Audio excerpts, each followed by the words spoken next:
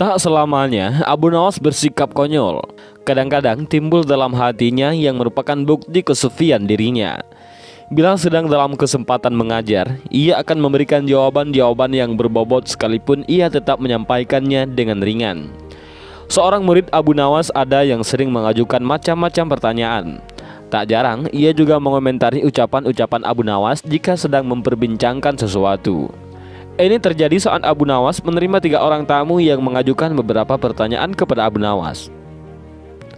Manakah yang lebih utama, orang yang mengerjakan dosa-dosa besar atau orang yang mengerjakan dosa-dosa kecil? Ujar orang yang pertama. Orang yang mengerjakan dosa kecil, jawab Abu Nawas. Mengapa begitu? Kata orang pertama. Sebab dosa kecil lebih mudah diampuni oleh Allah, ujar Abu Nawas.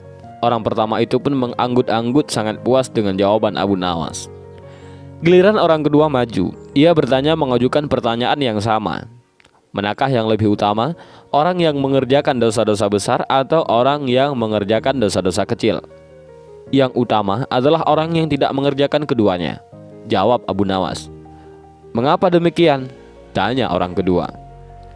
Dengan tidak mengerjakan keduanya, tentu pengampunan Allah sudah tidak diperlukan lagi, ujar Abu Nawas santai. Orang kedua itu pun menganggut-anggut menerima jawaban Abu Nawas dalam hatinya. Orang ketiga pun maju, dan pertanyaannya pun juga 100% sama.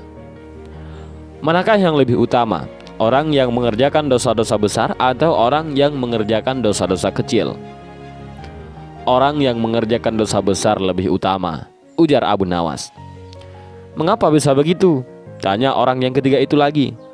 Sebab pengampunan Allah kepada hambanya sebanding dengan besarnya dosa hambanya, ujar Abu Nawas. Orang ketiga itu pun merasa puas dengan argumen tersebut. Ketiga orang itu pun lalu beranjak pergi. Si murid yang suka bertanya kontan berujar mendengar kejadian itu. Mengapa pertanyaan yang sama bisa menghasilkan 3 jawaban yang berbeda? Katanya yang tidak mengerti. Abu Nawas tersenyum, kemudian menjawab, manusia itu terbagi atas 3 tingkatan. Tingkatan mata, tingkatan otak, dan tingkatan hati, jawab Abu Nawas. Apakah tingkatan mata itu? Tanya si murid. Seorang anak kecil yang melihat bintang di langit, ia akan menyebut bintang itu kecil karena itulah yang tampak di matanya, jawab Abu Nawas memberi perumpamaan. Lalu apakah tingkatan otak itu? Tanya si murid lagi. Orang pandai yang melihat bintang di langit, ia akan mengatakan bahwa bintang itu besar karena ia memiliki pengetahuan, jawab Abu Nawas. Dan apakah tingkatan hati itu? Tanya si murid lagi. Orang pandai dan paham yang melihat bintang di langit, ia akan tetap mengatakan bahwa bintang itu kecil, sekalipun ia tahu yang sebenarnya bintang itu besar, sebab baginya tak ada satupun di dunia ini yang lebih besar dari Allah Subhanahu wa Ta'ala, jawab Abu Nawas sambil tersenyum. Si murid pun paham. Ia lalu mengerti mengapa satu pertanyaan bisa mendatangkan jawaban yang berbeda-beda.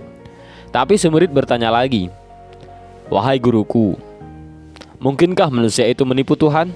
Mungkin, jawab Abu Nawas santai yang menerima pertanyaan dari muridnya itu. Bagaimana caranya? Tanya si murid lagi. Manusia bisa menipu Tuhan dengan merayu-rayunya melalui pujian dan doa, ujar Abu Nawas. Kalau begitu, ajarilah aku doa itu, wahai guru, ujar si murid yang antusias.